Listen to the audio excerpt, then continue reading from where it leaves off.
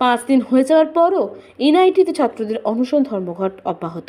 মঙ্গলবার দুপুরে এনআইটি কর্তৃপক্ষ তাদের আন্দোলনকারীদের বলেছেন তারা যেন অনশন তুলে নেন, তারপর ছাত্রদের সঙ্গে আলোচনায় বসবেন।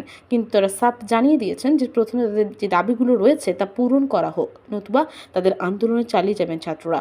সংবাদ মাধ্যমের সাথে কথা বলতে গিয়ে এনআইটি ছাত্ররা জানান তাদের এনআইটি ডাইরেক্টরের সাথে কথা হয়েছেন তাদের দাবি বিষয় নিয়ে, কিন্তু তাদের দাবি হলো লিখিতভাবে তাদের দাবিগুলো পূরণ হবে বলে দেওয়ার জন্য, কিন্তু মুখে বললে হবে না।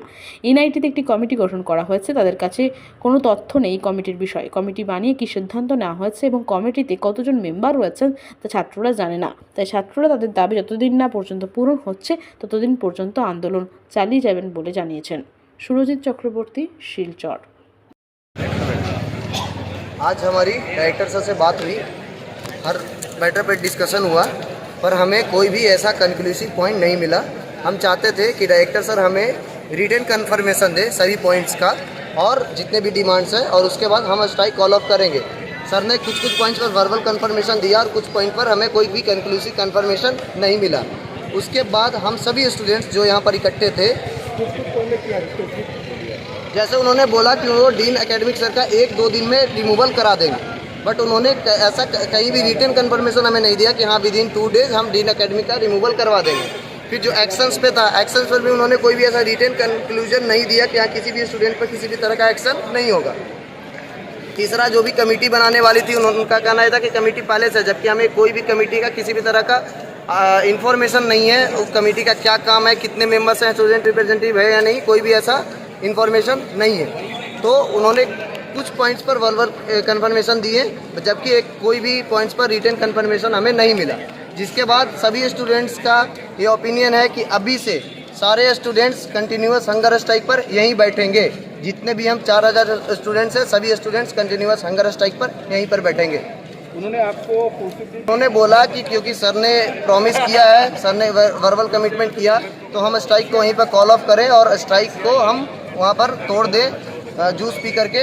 जबकि हमारा ये डिमांड था कि जब तक हमारा सब डिमांड्स ऑन रिटेन एक्सेप्ट नहीं होगा तब तक हम ये स्ट्राइक कॉल ऑफ नहीं करेंगे। आज से सब स्टूडेंट हंगर स्ट्राइक में बैठ गए जी।